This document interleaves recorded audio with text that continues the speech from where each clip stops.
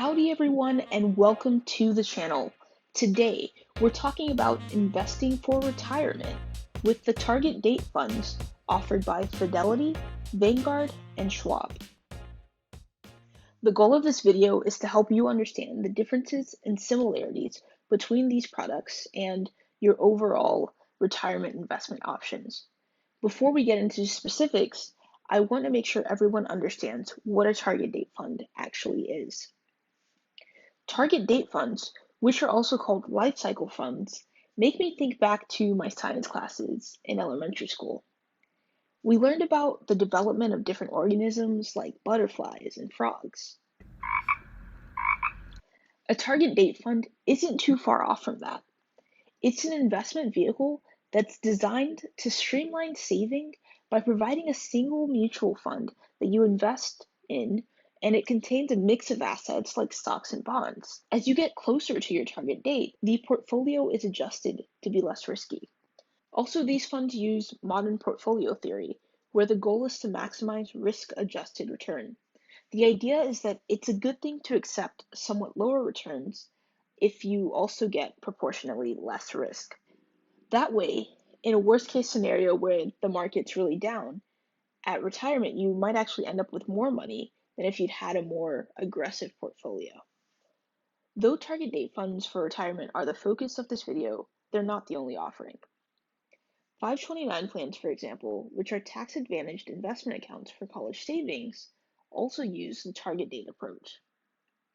When a child is just born, the portfolio will contain mostly stocks. As the child matures, the fund's exposure to bonds and short-term investments will grow, while the percentage of stocks will be reduced.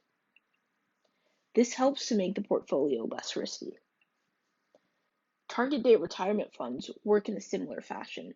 While you're still young, your portfolio remains mostly stocks.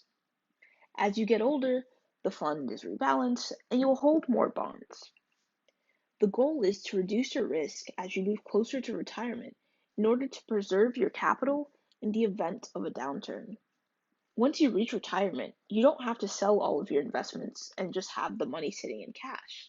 Instead, you can keep your money invested in the fund, and the fund managers will continue to manage the portfolio in light of the current financial circumstances. Like any investment, target date funds involve risk, and they have their advantages as well as their disadvantages. Target date funds get a lot of love for simplifying the retirement investing process. The single fund approach gives people an easy way to save for retirement, and the funds are automatically rebalanced, which requires less effort than a do-it-yourself approach. When used within a 401k, there may be the added benefit of automatic enrollment, which helps ensure that people who are less engaged with their finances are actually saving and investing for retirement, which is really huge.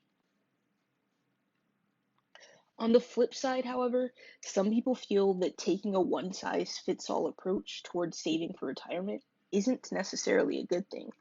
A common criticism is that target date funds follow an investment strategy that's too conservative and can cause people to miss out on gains in their early investing years, which are the most crucial. There are also a number of people who take issue with the cost, as some target date mutual funds may carry significant expenses. I'll touch more on this topic later in the video, but for now, I'll say that not all funds are ridiculously expensive. My take is that investing in a target date fund was a good introduction for me to investing, and it helped me to become more comfortable with it after weathering some significant market fluctuations. However, once I started choosing funds in my 401k by myself before having the requisite knowledge, simply put, I made poor decisions because I didn't know any better. I know a lot of people feel like there are better investments than target date funds, which is true, I agree, but there can also be a lot of far worse options to select when you have no idea what you're doing. That being said, I no longer use target date funds because I prefer to build my own index fund-based portfolio. However, I still see value in them, which is why I'm making this video. In general, target date funds are set for every 5 years. For the purpose of this video today, we'll take a look at the funds for 2045 and compare the offerings of Fidelity, Vanguard, and Schwab. Fidelity's line of target date funds for retail investors is called Fidelity Freedom Fund. For each target date, there are two freedom funds. There's an actively managed mutual fund with a high expense ratio. There's also a lower priced index fund, which is the one we will examine today. Vanguard's target date fund is a similar offering, but perhaps a less interesting name. Like Fidelity, Schwab also has a higher price target date fund, but we'll focus on the one with a lower expense ratio in this video. To avoid using these long fund names over and over again, I'll refer to each of them by their symbols, which are shown in parentheses. If you forget which symbol refers to which fund, just remember the first letter of each fund corresponds to its associated brokerage. Fidelity's FIOFX fund was created in 2009. A fund's expense ratio describes the percentage of the fund's assets that are used for operational expenses. For FIOFX, it's 0.12%.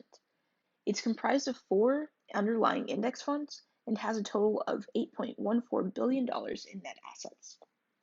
Vanguard's VTIVX fund is the oldest of the 3 target date funds we're looking at today, and that's probably contributed to the fund's $33.8 billion that it has in net assets. The expense ratio is 15 basis points, or 0.15%, and it has 5 holdings. Finally, we have Schwab's SWYHX fund, which was established in 2016. The fund has a gross expense ratio of 0.13%.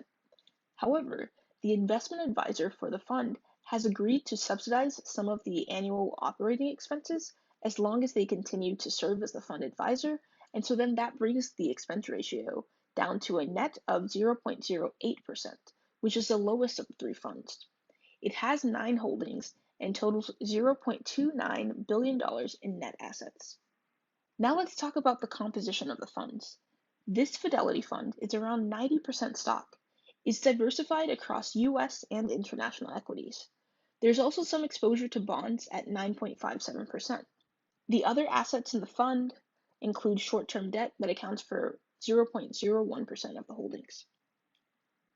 Next, we've got the Vanguard 2045 fund. It's pretty similar to Fidelity's, except that it's got a bit more exposure to bonds, including non-US bonds.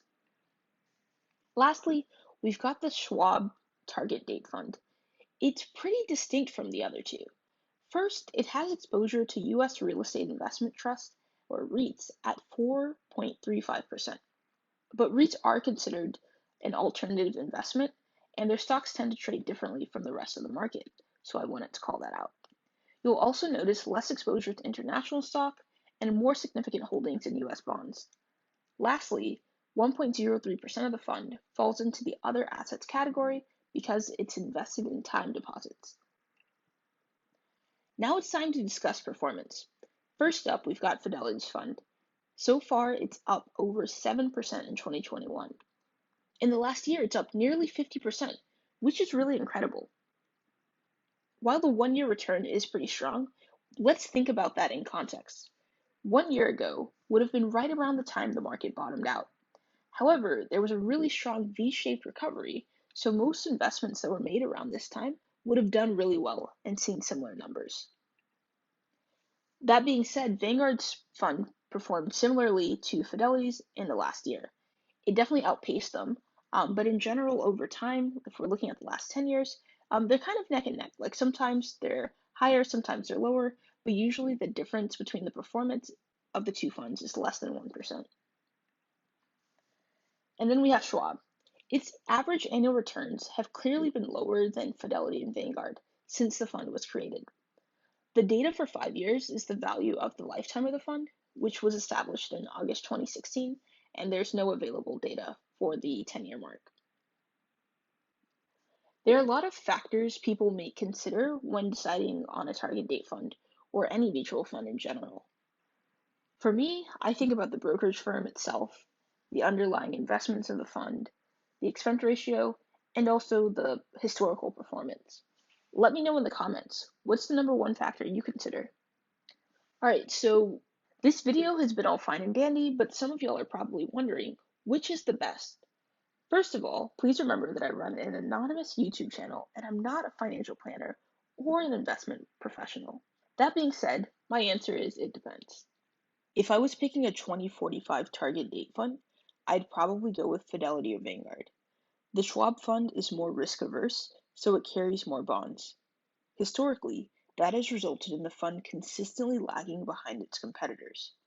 However, I'd be remiss if I didn't expand on some of the other factors outside of the fund's direct performance that can still impact your bottom line. Earlier in the video, we talked about expense ratios. While the funds I've covered have pretty low expense ratios, that's not always the case. In fact, both Schwab and Fidelity have funds with expense ratios that are 5 times the cost of the ones we talked about in this video. Brokers may also charge transaction fees for buying or selling mutual funds. Transaction costs are typically charged as a flat fee, and that can range from $10 to $75. However, brokerages don't usually charge transaction fees if you're buying their funds. For example, if I were to try to buy a Fidelity fund from my Fidelity account, I probably wouldn't be charged a transaction fee. However, if I were to try to buy a Vanguard fund from my Fidelity account, I would. Sales loads are another fee to be aware of. They are commissions that you pay to a third-party broker when you buy or sell shares through an intermediary. These kinds of fees can easily add up and eat into your profits, so you should avoid them as much as possible. Lastly, there's the minimum investment amount. Fidelity and Schwab don't have this for their target date funds, but Vanguard's requires investors to make an initial $1,000 investment when purchasing shares of this fund. This can be cost prohibitive for many potential savers, so it's something to be aware of. Many people use target date funds because they're easy. They don't put in the time to improve their financial literacy and learn about the investment strategy that's actually best suited for them. However, it's possible to choose your own investments, and for some people, that is the right choice. If you're interested in learning more about picking index funds and building a diversified portfolio, check out this video I did about how to research an index fund. Thanks for watching. If you're interested in more content about topics like investing and generating passive income, consider subscribing to the channel and hitting the notification bell.